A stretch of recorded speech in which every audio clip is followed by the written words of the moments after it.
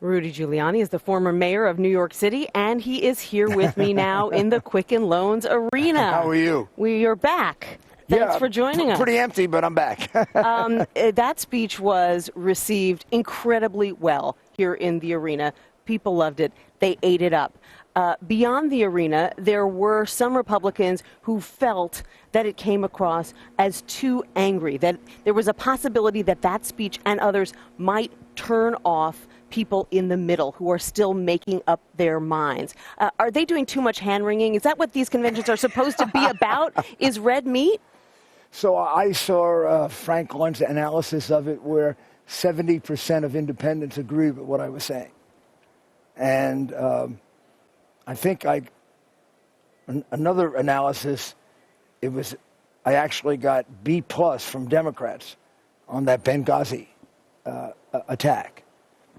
But look, you can't judge all that. The main thing is, in an arena like this, people at home have to see excitement. Right. You got to get people up off their feet. Otherwise, it's a boring convention. Otherwise, you'd be reporting, what a boring convention. It certainly has not been boring. And if Donald Trump is anything, he's not boring. So he's created a really interesting convention. Plus, everything I said came from my heart.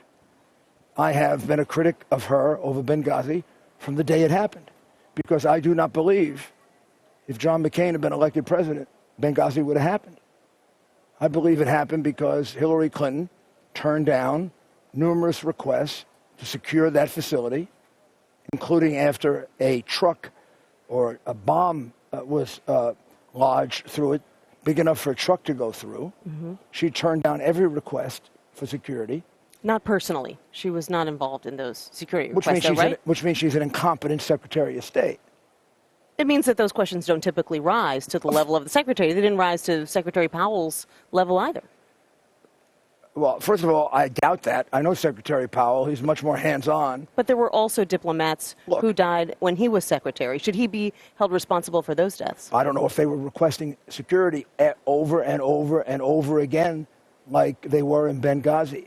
I don't think he had a situation in which the English consulate pulled out to protect their employees, and she didn't pull out our employees to protect them. The numerous requests for security, if they didn't reach the Secretary of State, and I were President of the United States, I would have fired the Secretary of State immediately because she's not managing her department. Well, of course she wasn't managing her department. She had emails in her home. She had emails in a garage. I mean, she was the worst Secretary of State in my lifetime. She declared that Assad is a reformer. He's killed 250,000 people. She advocated for the overthrow of Gaddafi. We now have a Libya that's in total chaos. Had Gaddafi not been overthrown, Benghazi wouldn't have happened. She was the person who reset the relationship with Putin. That really worked out well. Putin is pushing us all around the world. You tell me her accomplishment as Secretary of State. There are some people who have said that holding her accountable for an attack that happened on her watch is like holding you accountable for deaths on 9/11 because you were the mayor of New York City. And no one would do that. I don't know why the media defends her as much as you do. I'm not defending her. I'm just asking you about that. Do you realize how erroneous that analogy is? Suppose I had gotten 4 warnings that there was going to be an attack on the World Trade Center. Suppose somebody had driven a bomb through it 3 days before, and I did nothing to secure it. I didn't have any warnings that they were going to be attacked. She had numerous warnings, pleas, begging. If it didn't reach her, maybe she was traveling too much on her airplane doing nothing and not doing a job. But that isn't the only thing she did wrong. She reset the relationship with Putin. And I asked Secretary Gates this. I said, what did you get for the reset of the relationship with Putin? You gave up the nuclear defense of Poland and the Czech Republic. What did you get? You know what he told me? Nada. Nothing.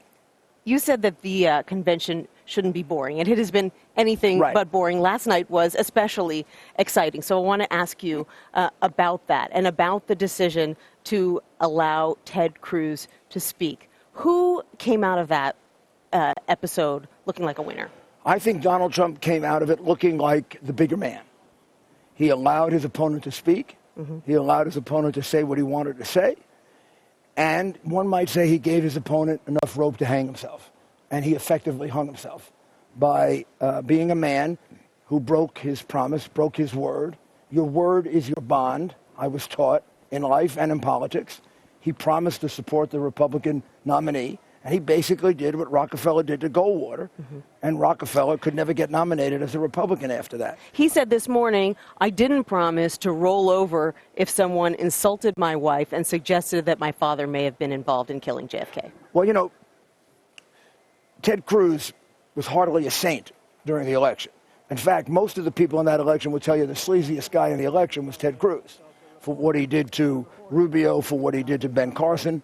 So for him to be talking about how he was attacked, and this is the reason he broke his promise, I would say Ted Cruz will now always be remembered as a man whose word is not his bond, and as a person who's a traitor to the Republican Party. Now, I don't think it matters, because I don't think this is going to be about left, right. I think this is going to be about insider, outsider. Do we want insider Hillary, who was a grossly negligent Secretary of State, according to the head of the FBI? Or do we want an outsider like Donald Trump, who'll bring a whole new and fresh look to Washington? Got it.